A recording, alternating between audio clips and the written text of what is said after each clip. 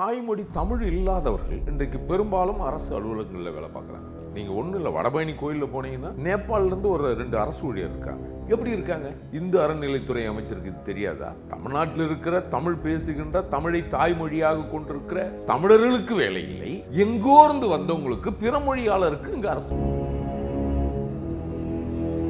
ஏண்டா முதல்வர் ஆனோம்ன்ற ஒரு நிலையில் இன்றைய முதல்வர் இருக்கிறார். முதல்வர் ஆவதற்கு கொஞ்சம் கூட தகுதி இல்லாததான் திரு ஸ்டாலின் இருக்கார். ஒரு ஆளுமை பவர் அவர்கிட்ட இல்லை. பல நிறுவனங்கள், அரசு வேலைகள் எல்லாம் தனியார் மயமாய். முதல்வர் துப்புரவு பணியாளர் இருக்காங்க, தூய்மை பணியாளர், அவங்க தனியார்ல இருக்கீங்க, நான் ஆட்சிக்கு வந்துட்டேன்னா உங்களை அரசு வேலை மாற்றுவோம் அப்படின்னு இதே முதல்வர், இன்றைய முதல்வர், அன்றைக்கு எதிர்க்கட்சி தலைவராக இருக்கும்போது சொன்னாங்க. ஆட்சி வந்த பிறகு பணியாளர்களை, கடல்நிலை ஊழியர்களை, வருமானமே இல்லாத ஏழை எளிய மக்களை, தன்னுடைய உரிமையை கேட்க முடியாத ஒரு கொடுங்கோல் ஆட்சி இந்த திராவிட மாடல் ஆட்சி. அதற்கு துணையா நிற்பவர்கள்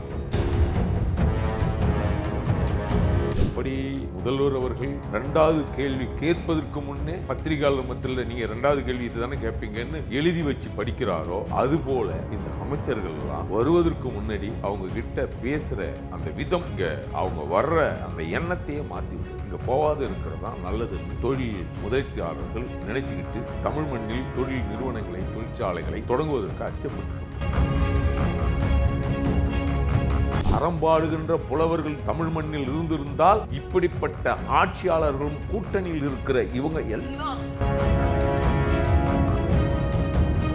FT பாலிடிக்ஸ் நேயர்களுக்கு வணக்கம். இன்னைக்கு நம்ம கூட பேசுறதுக்காக தமிழர் சேனை கட்சியின் தலைவர் எரிமலை ராமச்சந்திரன் இருக்காரு. வெல்கம் பண்ணிடலாம். வணக்கம் சார். வணக்கம் சார். சார் எப்படி இருக்கீங்க சார்? நல்லா இருக்கேன் சார். சார், பொதுவாக நிறைய கேள்விகள் இருக்கு. அதில் முக்கியமாக முதல் கேள்வி என்ன அப்படின்னா, தமிழகத்துக்கு வர வேண்டிய நிறைய நிதி தொகை எல்லாமே இப்போ ஆந்திர மாநிலத்துக்கு போகிறதுக்கான காரணம், அதுக்கான அடிப்படை அது எதனால சார் அப்படி மாறுது?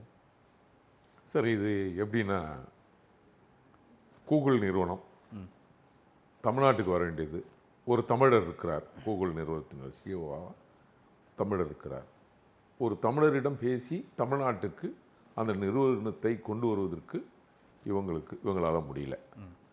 கொரியாவிலிருந்து அவாய்சங் அப்படின்னு ஒரு கம்பெனி, கொரியாவிலிருந்து அந்த கம்பெனியும் இன்றைக்கு ஆந்திரா போகிறதுக்கு காரணம் என்னன்னா, இன்றைக்கு நேரடியாக முதல்வர் கட்டுப்பாட்டில் இங்கே தமிழக ஆட்சி நடைபெறலை. இது என்ன சொல்லப்படுது அப்படின்னா, என்ன பேசிக்கிறாங்க மக்கள், என்ன பேசிக்கிறாங்கன்னா, முதல்வருடைய மருமகன் இந்த கம்பெனிக்கிட்டெல்லாம் கமிஷனாக அதிக தொகை கேட்குறாரு, அதனால் இந்த கம்பெனியெல்லாம் ஆந்திரா பக்கம் போகுது, இங்கே தமிழருடைய ஆட்சி இங்கே நடைபெறலை, அங்கே மண்ணின் மைந்தர்கள் தான் ஆள்றாங்க ஆந்திராவில், ஆனால் தமிழ்நாட்டில் அப்படி இல்லை, அதனால் இந்த மாதிரியான தொழில் நிறுவனங்களெல்லாம், தமிழ்நாட்டு இளைஞர்களுக்கு வேலைவாய்ப்பு உருவாக்கி கொடுக்க வேண்டிய நிறுவனங்களெல்லாம் இன்றைக்கு அண்டை மாநிலங்களுக்கு போவதற்கு காரணம் இவர்கள் பொம்மை முதல்வராகவும் செயலற்ற திராவிட மாடல் ஆட்சி நடப்பதனால் இப்படிப்பட்ட கம்பெனிகள்லாம் அண்டை மாநிலத்துக்கு போய்த்து கொண்டிருக்கு. பொதுவாகவே இந்த முதலீட்டாளர்கள் எல்லாருமே தமிழ்நாட்டை பெருதும் எடுத்துக்கிறது இல்லையோங்கிற ஒரு கேள்வி இருக்குது. அது எதனால சார் அந்த மாதிரி எந்த ஒரு முதலீட்டாளருமே தமிழ்நாட்டில் இன்வெஸ்ட் பண்ணுறதுக்கு தயங்குறதுக்கான காரணம் சார்? இங்கே ஒரு சிக்கலும் இல்லை. மக்கள் அமைதியாக தான் இருக்காங்க தமிழ்நாட்டில். இன்றைக்கு திராவிட மாடல் ஆட்சி வந்த பிறகு 4 ஆண்டு காலத்தில் இன்றைக்கு இயற்கையான சூழலே இங்கே மாறி போயிருக்கு. மாசு அடைந்த மாவட்டங்களாக இன்றைக்கு உருமாயிருக்கு. உண்மையான அன்னைக்கு மலைகளிலிருந்து உற்பத்தி ஆகின்ற அருவிகள் மலையெல்லாம் வெட்டி கல்லாக மாற்றி இன்றைக்கு எடுத்துகிட்டு போயிட்டாங்க. அண்டை மாநிலங்களில், வெளி மாநிலங்களில் மணல் எடுக்கக்கூடாதுன்னு இருந்தும் இவர்கள் நிலத்தடி நீர் கீழே இறங்கி போச்சு. காடுகள் இல்லை, சுத்தமான காற்று இல்லை. மனிதன் வாழ தகுதியற்ற மாநிலமாக இந்தியாவில் தமிழ்நாடு மாறிப்போவதற்கு இந்த திராவிட மாடல் ஆட்சியும் திராவிடம் பண்ணுற ஆட்சிகள் தான் காரணம். திராவிடம் அதை பற்றி பேசிகிட்டு இருக்கீங்க சார். அண்ட் திமுக இருக்குல்ல, திமுக சொல்லக்கூடிய அந்த புள்ளி விவரம் எல்லாமே உண்மைதானா? அது எந்த அளவுக்கு உண்மையாக இருக்குங்கிற கேள்வி இருக்குது சார். ஸோ எந்த அளவுக்கு அது உண்மை? சார் பொய் பேசுகிறதில் திமுககாரங்களை மிஞ்ச முடியாது சார். அவங்கள மாதிரியெல்லாம் பொய் பேச முடியாது. தவிர முதல்வர் சொல்கிறாரு, முதல்ல தேர்தல் அறிக்கையில் நீட்டை ஒழிப்போம்னு சொன்ன முதல்வர் இப்போ சமீபத்தில் என்ன சொல்கிறாருன்னா, நான் சொன்னதுதான், ஆனால் இப்போ எங்களால் செயல்படுத்த முடியல, அடுத்து 2026 ஓட்டு போடுங்க, அப்போ நீட்டை ஒழிச்சிடலாம் அப்படின்னு போய் பேசுவாங்க. நீங்கள் உதயநிதி இருக்காரு, அவர் நீங்கள் கேட்டிங்கன்னா ஒரு பேட்டியில் சொல்கிறாரு, நான் அரசியலுக்கு வரவே மாட்டேன், எங்கள் அப்பா என்னெல்லாம் ஒத்துக்க மாட்டார், எனக்கு சினிமாவை தான் வேலை அப்படின்னு சொல்லியிருந்தேன். அமைச்சராகி துணை முதல்வர் ஆனாரா இல்லையா? எவ்வளோ சீனியர் இருக்கிறாங்க. அந்த திமுக உழைச்ச எவ்வளோ கட்சிக்காரங்க இருக்காங்க. ஆனால் இங்கே என்ன நடக்குது? தந்தை மகன் பேரன் அப்படி ஒரு மன்னராட்சி மாதிரி தானே இருக்குது. இப்போ இங்கே தமிழ்நாட்டில் இருக்கிற குடிகள் எல்லாம், இந்த மக்கள் எல்லாம் எந்த அளவுக்கு நாசமாக போகுது. இப்போ வைகோ இருக்காரு, இப்போ நடைபயணம் போக போகிறாராம். எதுக்கு போக போகிறாரு? மதுவை ஒழிக்கிறதுக்கு.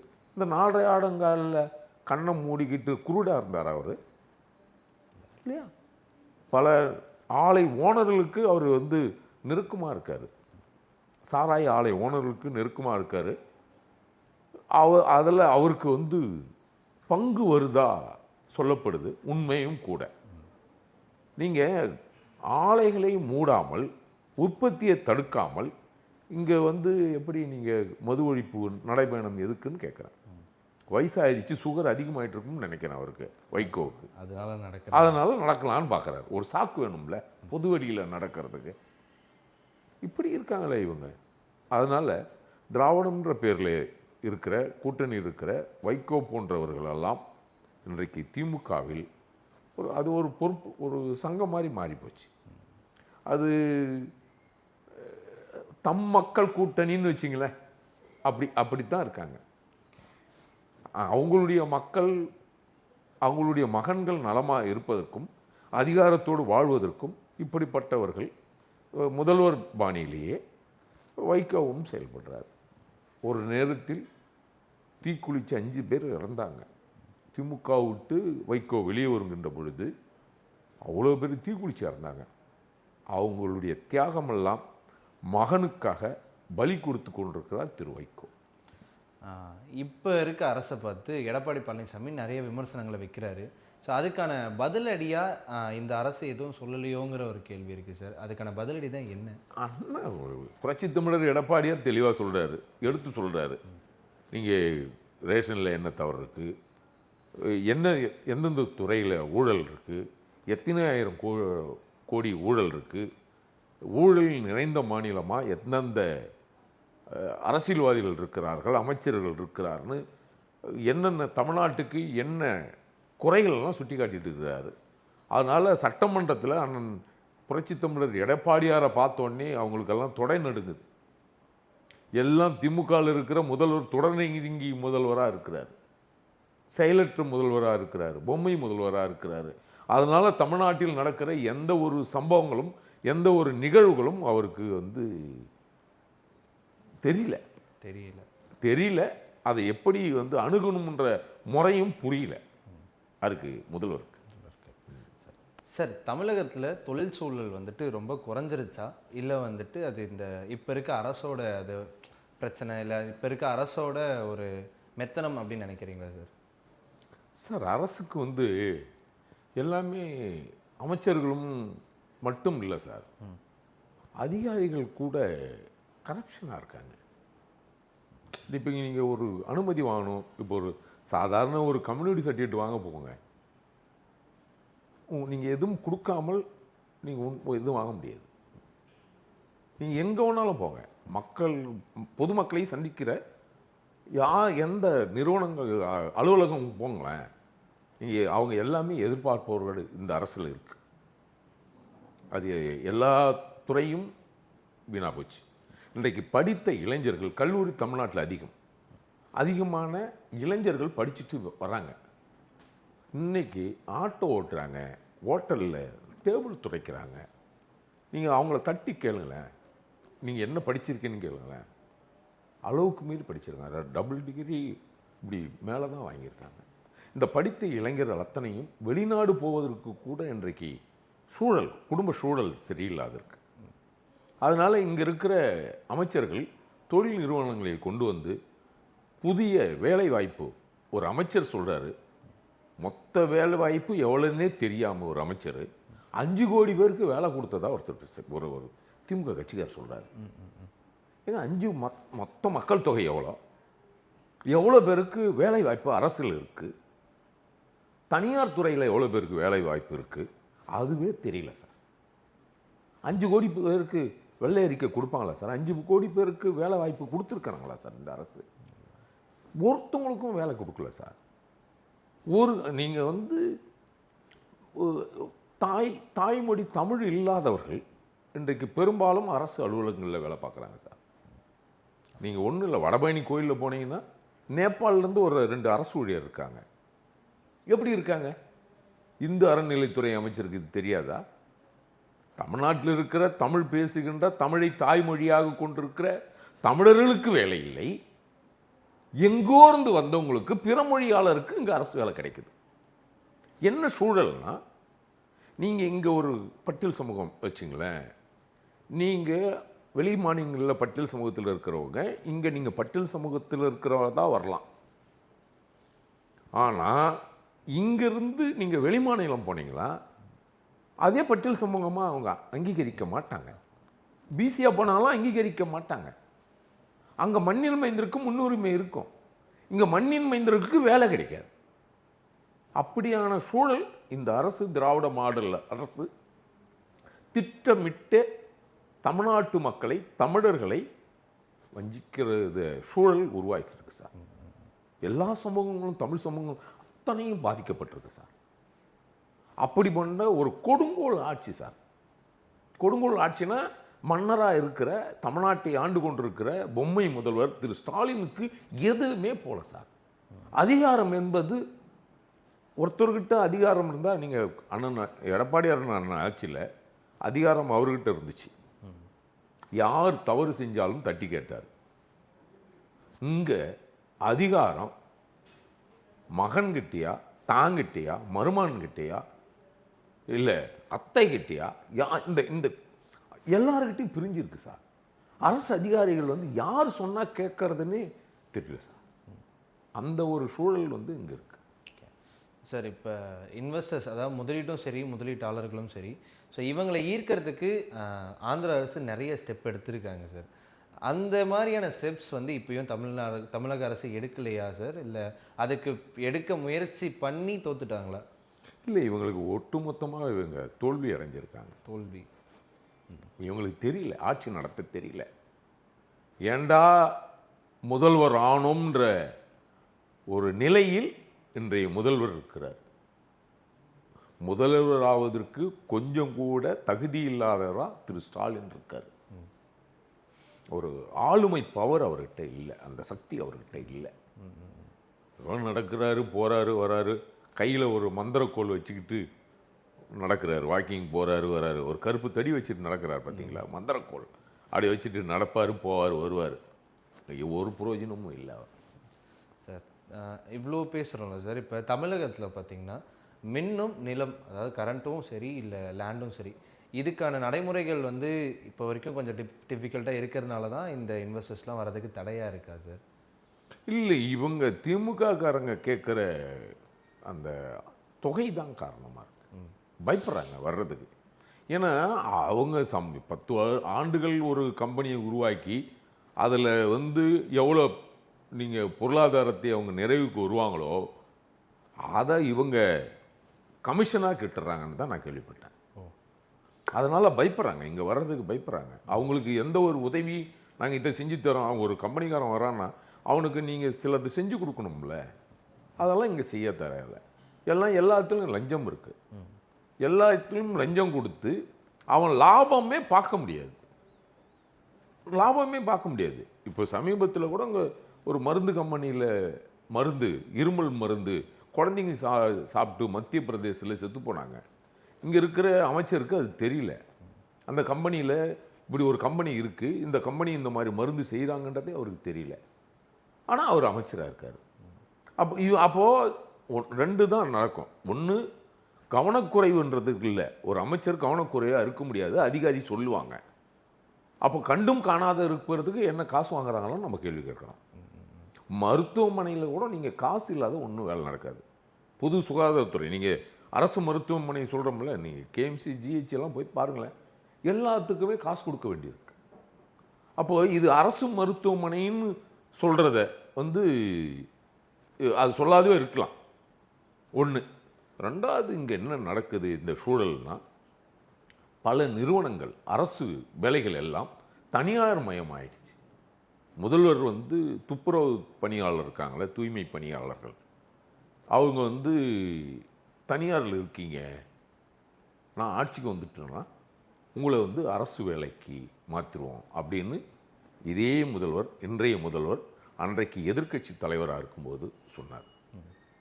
ஆட்சி வந்த பிறகு அவர்களை, அந்த பணியாளர்களை, கடல்நிலை ஊழியர்களை, இன்றைக்கு அவங்களுக்கு வருமானமே இல்லாத ஏழை எளிய மக்களை காவல்துறையை வச்சு அடித்து சித்திரவதை பண்ணி ஒரு போராட்டம் கூட அவங்களால சுயமாக பண்ண முடியல, தன்னுடைய உரிமையை கேட்க முடியாத ஒரு கொடுங்கோல் ஆட்சி இந்த திராவிட மாடல் ஆட்சி. அதற்கு துணையாக நிற்பவர் இந்த முதல்வர். அப்போ கடந்த 3 ஆண்டுகளில் எவ்வளோ தான் சார் தமிழகத்துக்கு உண்மையான முதலீடு? ஒன்றும் இல்லை சார். முதல்வர் ஃபோட்டோ ஷூட்டுக்கு வெளிநாடு போகிறார் சார். அவர் உடலை பார்க்க போகிறாரா இல்லை சார், அவர் உதிராத முடி வச்சிருக்கார் சார், உதிராத முடி, வெளுக்காத முடி வச்சிருக்காரு. அதை பார்க்க போகிறாரா, இல்லை அதை வச்சு சைக்கிள் ஓட்டலாமா, இல்லை ஏதாவது ஒரு புகைப்படம் திறக்கலாமா, இப்படித்தான் இவங்க நடந்துக்கிறாங்களே தவிர, துணை முதல்வர் அன்னைக்கு கள்ளக்குறிச்சி சம்பவம் இருக்கு, துபாய் கிளம்பிட்டார் சார். அவர் அங்கே துபாயில் என்ன இருக்குது சார்? தமிழ்நாட்டினுடைய துணை முதல்வர், நம்ம சினிமா நடிகரை கேட்கல, நான் துணை முதல்வர் கேட்குறேன். இங்கே ஒரு துயர சம்பவம் நடந்துச்சு, அவர் மட்டும் கிளம்பி துபாய் போயிடுறார் சார். வராரு, பார்க்குறாரு, பார்த்த உடனே கிளம்பிடுறார் சார். அந்த மக்கள் துயர் துடைப்பதற்கு ஒரு நடைமுறைக்கும் இவங்கெல்லாம் செய்யலைங்க சார். இங்கே என்ன பாதிப்புன்னே அவங்களுக்கு தெரியல சார்.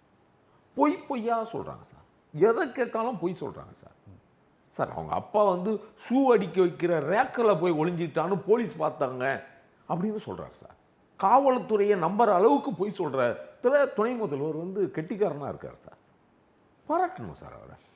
ஏன்னா காவல்துறையே நம்பிட்டாங்கன்னு அப்படின்னு சொல்கிறார் சார். அவங்க தந்தையை கைது பண்ண வந்தாங்களாம், அப்பா உள்ளே இருக்காருன்னு இவர் சொன்னாராம். அவங்க அம்மாவை போய் கேட்டாராம், அப்பா வெளியூர் போயிட்டாங்கன்னு சொல்லிட்டாராம். இவர் சொன்னதை நம்பி காவல்துறை அந்த செருப்பு அடிக்க வைக்கிற ரேக்கில் போய் பார்த்தாங்களாம். யார? முதலமைச்சர் சார். தந்தை அப்போனா ரெண்டு விஷயம் எனக்கு புரியுது. ஒன்று, திரு ஸ்டாலின் அவர்கள் ரொம்ப கோழையாக இருக்கணும். ஒன்று இல்லை, காவல்துறை இங்கே ஒளிகிறதுக்கு, இங்கே மறைவதற்கு உண்டான இடமா இருக்குமா சார் செருப்பு வைக்கிற இடம்? அப்போ அவ்வளோ பெரிய ரேக் இருந்து அந்த அளவுக்கு பொய் சொல்கிறார் சார் அவர். காவல்துறையை நம்ப வைக்கிற அளவு பொய் சொல்லும் போது, அப்போ பொதுமக்களை நம்ப வைக்கிறது எளிமை தானே சார். அப்போது இவங்க கொடுத்த எந்த வாக்குறுதியும் இவங்க நிறைவேற்றலை சார். ஆமாம், நீட்டுக்கு அவர் அவர் பேசாத சார் துணை முதல்வர் எப்படி பேசினார் சார்? அந்த சூட்சமே எங்களுக்கு தெரியும்னா சார். கையெழுத்து வாங்கினாங்க சார். ஆமாம், நீட்டை ஒழிப்பதற்கு கையெழுத்து வாங்கினாங்க. அந்த மனுக்கள்லாம் என்ன ஆச்சுன்னு தெரியல. அப்புறம் உங்களுடன் ஸ்டாலின்னு வந்தாங்க சார், உங்களுக்கு குறைய எழுதி கொடுன்னு சொல்லி வைகை ஆற்றுல தண்ணீரை போட்டு வந்துட்டாங்க சார். இப்படிப்பட்ட அரசு சார். நீங்கள் மக்களுடைய ஆதங்களுக்கு குறைகளை நீங்கள் உங்களுடன் ஸ்டாலின்னு சொல்லி மனுக்களை வாங்கி சார் வைகை ஆற்றிலேயே சார் மிதக்க விடுவீங்க. அப்போது நீ மக்களுடைய குறைகளை கேட்பதற்கு கூட இவங்க தயாராகல சார். அப்படித்தான் இருக்குங்க. அரசோட இந்த நிலையற்ற நிலைப்பாடு தான் தமிழகத்துக்கு வரக்கூடிய அந்த முதலீட்டுக்கான தாக்கமும் அதனால தான் அதிகமாக இருக்குது. அதனால தான் முதலீடுலாம் ரொம்பவும் குறைவாக இருக்குங்கிற மாதிரி ஒரு தகவல் இருக்கு சார். முதலீடே ஒன்றும் இல்லை சார். இல்லவே இல்லைன்ற போன ஆட்சியில் போட்ட வெளிநாட்டு புரிந்துணர்வு ஒப்பந்தங்கள், தொழில் நிறுவனங்களுக்கு போட்ட நிறுவனங்களோட ஒப்பந்தங்கள் தான் இன்றைக்கி நடைமுறையில் இருக்கே தவிர, அதை புதுப்பிச்சிருக்கிறாங்களே தவிர இந்த அரசு ஒன்றும் செய்யலை சார். இது காவல்துறையை கையில் வச்சிருக்கிற திரு ஸ்டாலினுடைய இரும்பு கரத்தை தொலைத்துவிட்டு இன்றைக்கு தேடிக்கொண்டிருக்கிறார் சார். இன்றைக்கு சிறுமிகள் தொடங்கி முதுமை அடைஞ்ச பெண்கள் வரை இன்றைக்கு பாலியல் பலாத்காரம், கூட்டு பலாத்காரம் நடக்குது சார், பெருகி இருக்கு சார். பட்டியல் சமூக மக்களுக்கு இந்த அரசினால் கிட்டத்தட்ட 50 விழுக்காடு 60 விழுக்காடு இங்கே குற்ற சம்பவங்கள் பெருகி இருக்கு பட்டியல் சமூகம். அதுக்கு நிகராக பெண்களுக்கு எதிரான கொடுமைகள், வன்புணர்வுகள் 60%, 50% இன்றைக்கு பெருகி போய் இருக்கு சார். அப்படின்னா காவல்துறை என்ற ஒன்று இருக்கா இல்லையா அப்படின்ற ஒரு நிலை இங்கே இருக்கு. காவல்துறையில் இருக்கிற பெண் காவலர்களுக்கே பாதுகாப்பற்ற சூழல் இங்கே இருக்கு. அப்படின்னா நீங்கள் எல்லா துறையிலையும் இது ஒரு பேட்ச் ஒர்க் ஆட்சி.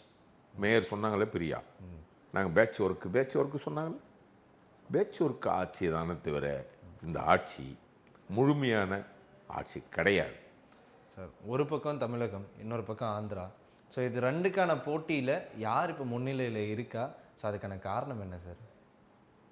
இல்லை, இது தன்னுடைய மாநிலத்தில், அதுதான் நான் தொடக்கத்திலே சொன்னேன், அந்த மண்ணின் மைந்தர்கள் அந்த மாநிலத்தை ஆண்டு கொண்டிருக்கிறார்கள். அதனால் அந்த மாநிலம் பெருவாரியான வளர்ச்சியை பெற்றிருக்கு.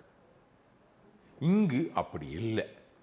இங்கு போலியான ஒரு கட்டமைப்புக்குள் சனாதானம் எதிர்ப்பு அப்படின்னு சொல்லி இங்கே கிடைக்க வேண்டிய விஷயங்களை இவர்கள் எதுவுமே நடைமுறைப்படுத்தாமல் பல பல பல கோடிகளை இவர்கள் சம்பாதித்திருக்கிறார் சார். கூட்டணியில் இருக்கிற வைகோவே அவ்வளோ சம்பாதிச்சிருக்கார் சார்.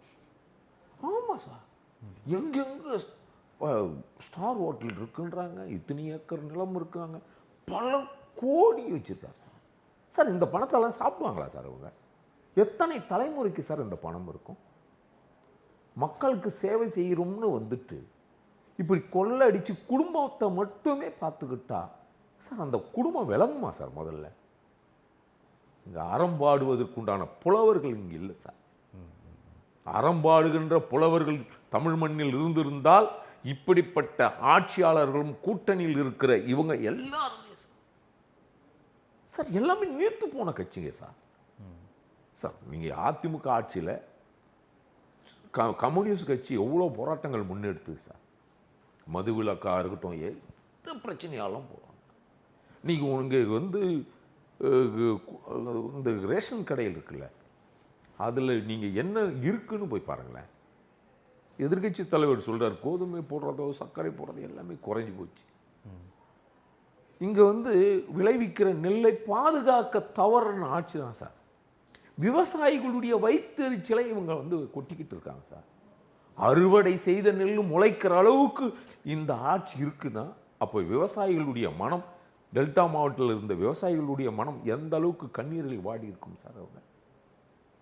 அப்படிப்பட்ட ஆட்சி தான் இந்த திறனற்ற, செயலற்ற, ஒன்றும் தெரியாத திராவிட மாடல் முதல்வர் தன்னை மார்த்தட்டி கொண்டு நிமிர்ந்து நிற்கிறார். அவர் நிற்கிறார், அவர் குடும்பம் நிற்குது. தமிழக மக்கள் நிமிர்ந்து இருக்கிறார்களா அப்படி என்றால் தமிழக மக்கள் தலை குனிந்து இருக்கிறார்கள் சார். இப்போ இந்த நிலைமை இப்படியே இருக்கும்போது இன்வெஸ்டர்ஸோட மைண்ட் செட்னு ஒன்று இருக்குல்ல சார். ஸோ இன்வெஸ்டர்ஸோட கான்ஃபிடென்ட் மறுபடியும் பழைய மாதிரி தமிழ்நாட்டு மேலே வரணும், தமிழ்நாட்டில் ஒரு இன்வெஸ்ட் பண்ணலாங்கிற ஒரு கான்ஃபிடென்ட் வரணும்னா ஸோ ஆட்சிலையும் இல்லை கட்டமைப்புலையும் என்ன மாதிரியான மாறுதல்லாம் ஏற்படணும் சார்? இங்கே இந்த கட்டமைப்பு வரணும்னா முதல்ல நீங்கள் ஒரு ஹோட்டல் கடை, டீ கடை வைக்க முடியல தெரியுங்களா? திமுககாரர்களுடைய அட்டூழியம் அந்த அளவுக்கு இருக்குது.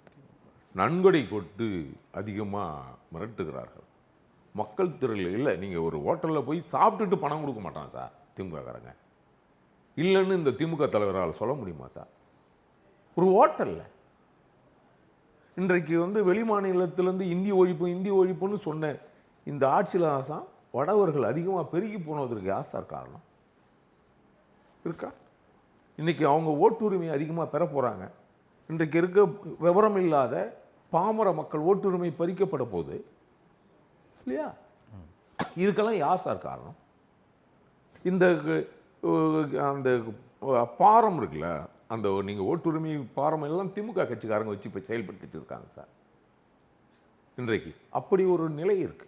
அரசு அதிகாரிகள் செய்ய வேண்டிய வேலையை திமுக காரர்கள் திட்டமிட்டு அந்த அதிகாரிகளை மிரட்டி நிறைய இடங்களில் குளறுபடிகள் அவங்க செய்து கொண்டிருக்கிறார்கள் சார்.